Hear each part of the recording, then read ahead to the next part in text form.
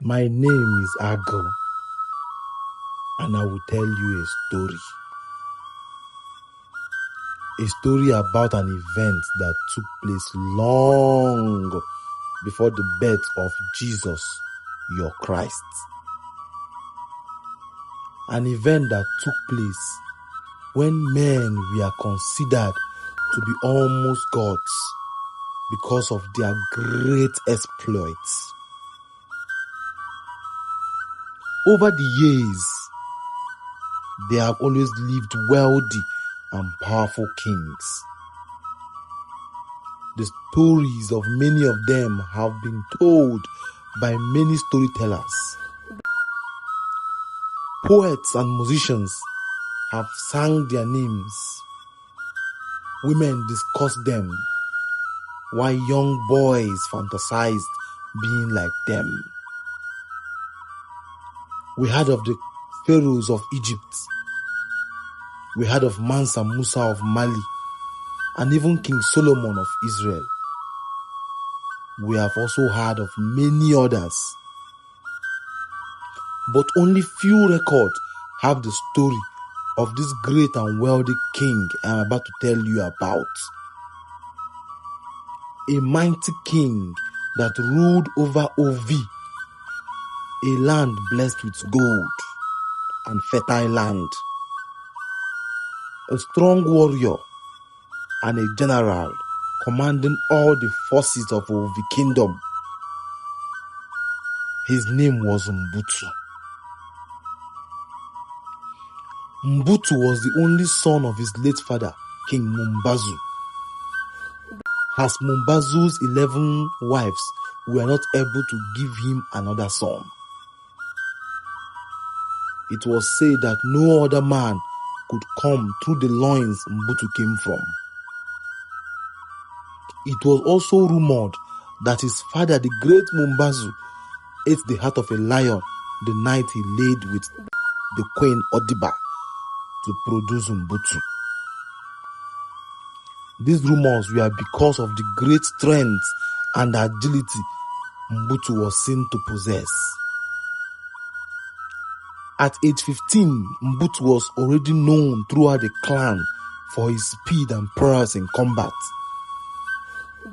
He could use the swords and spears perfectly and would never miss a target with his bow and arrows. At 25, he was feared throughout the land and beyond.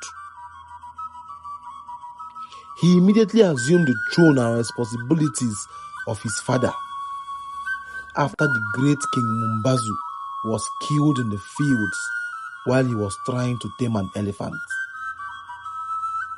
Mbutu became the keeper and controller of the gold mines in Ovi land.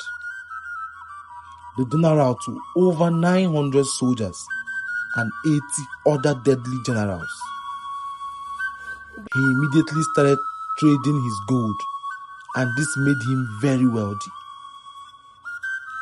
Wealthy enough to build big houses for himself, buy and build deadly weapons for his soldiers, and train himself in deeper arts of combat and dark magic till he became invincible. He was so powerful and menacing that he was called the Sword of Ovi. And no man could beat him in single combat. Grown men, even warriors and kings, trembled at the mere mention of his name. Mbutu got married to Evia, the princess of another rich kingdom named Kumusu, and she bore him 2 children, Prince Twala and Princess Ivana the Pretty. Princess Ivana was among the prettiest of maidens in Ovi, and suitors were already queuing up for her hand in marriage at a very tender age. Prince Twala, on the other hand, took the strength of his father and was also considered a very strong warrior in the Ovi army. All things went on peacefully because Mbutu never saw the need to attack any lands, and they were too afraid to attack Ovi.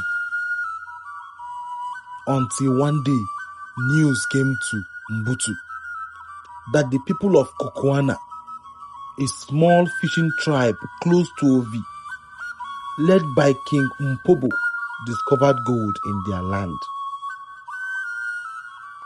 The news came to Mbutu with greed in it. Mbutu felt that if another land found gold, they would go stronger than him. So he went to Kokoana and laid claims to their land. King Mpobo and his people resisted, and it led to war. Mbutu led 400 soldiers to Kokoana and easily took the land, killing scores of men, women, and children. King Mpobo yielded to Mbutu and agreed to let him mine gold in Kokoana on the condition that he would let him keep his throne and let the rest of the people live their lives in peace. Mbutu agreed and assumed ownership of the gold mines in Kokoana. After the victory over the people of Kokoana, King Mbutu called for a celebration. The newly acquired gold mines would make Ovi richer, and Mbutu has started harboring thoughts of securing other lands around him. But he was visited by Ojuko, the priestess of the mountain god Afeke. It turns out the gods were angry with Mbutu for taking the gold mines from the people of Kokoana. And the gods demanded that Mbutu drops his claim and ownership of those mines in Kokoana, as the gold was not his, but a gift to the people of Kokoana. Mbutu grew stubborn and refused, saying that any one of the gods who is not happy with him or how he runs his kingdom should sharpen their spears and sword and meet him in the arena for a single combat. Ojuko, the priestess of Afeke, saw the greed in Mbutu's eyes and the arrogance in his actions and cursed him. She said to him, "The gods don't fight with spear and sword, O foolish king, but they have left you with your spear and swords, and you will fight on your own till the end of your days. And at the end, you will be killed by a child of Kokoana, a child from the land which you have robbed." These words met Mbutu with anger. He forgot that the gods were the gods. He lost respect for the gods and decided that he was to kill the priestess of the gods. He sent his guards to get the priestess, but she vanished into the air before the guards could get to her.